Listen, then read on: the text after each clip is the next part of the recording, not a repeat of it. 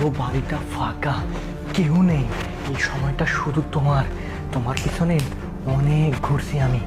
আর না জানে মান, তোমাকে আজকে আমি আমার কাছে নিয়ে আসবো বেবি। কে রে শান্তা? স্যার আইসেন আপনি ওই যে সুট সাহেবের রুমে ওই ম্যাটার নিয়ে রইছে। তাই? আচ্ছা ঠিক আছে, চল। স্যার দাঁড়া দাঁড়া দাঁড়া থাম। আমি যদি ডাকি না, ওরা ভেগে যেতে পারে। তুই এক কাজ কর, আমি পাশে থাকি, তুই লক কর, ঠিক আছে? আমি বেবি, ও জানে মান।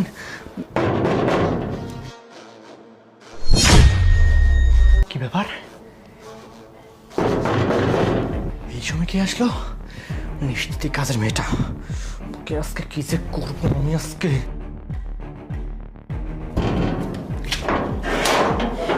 কি রে, তুই এখানে দরজা টুকটুক করতেছিস কেন? তোর কেন? বড় ভাই চল, তুমি ভিতরে চল। ভিতরে কেন? এই ভিতরে চল, কথা না বাড়িয়ে। আরে তুমি এখানে? বড় ভাই, বড় ভাই চল। আরে কি হলো? তাড়াতাড়ি করে পানি নিয়ে তো।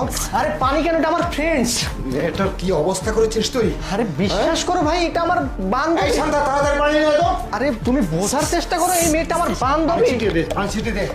আরে বড় ভাই, তুমি বুঝতেছো না কেন? এই মেয়ে, এই ওঠো তো। ম্যাডাম শুনতেছেন?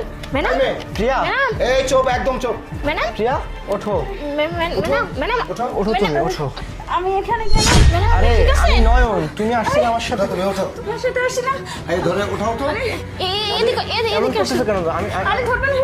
আরে এই নয়ন, থাম, আমি একটা কথা বলি। জি। এই মেয়ে, তুমি কিভাবে আসছো এখানে? আরে ও তো আমাকে বলছিল যে বড় ভাইয়ের সাথে পরিচয় করিয়ে দিবে, এর জন্য নিয়ে আসছে। তো তারপরে কি থেকে কি হলো আমি কিছুই বুঝতে পারি না। এই শান্তা, পরবর্তীতে কি হয়েছিল?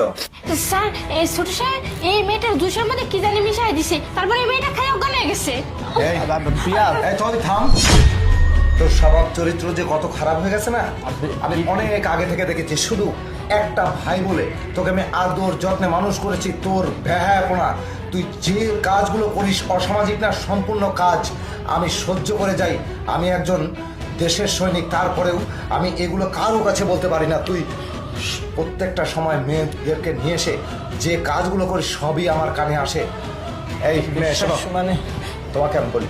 আচ্ছা বুলবুল ভাই, এই জব, আচ্ছা তোমাকে ও ডাকলো আর তুমি চলে আসলে? না আমি হ্যাঁ? বুঝতে পারিনি ও আমার সাথে এত খারাপ করবে। আরে বাবা, এমনও তো হতে পারে তুমি একটা মেয়ে মানুষ, তুমি কিছুই বুঝো না ওর চরিত্র সম্পর্কে।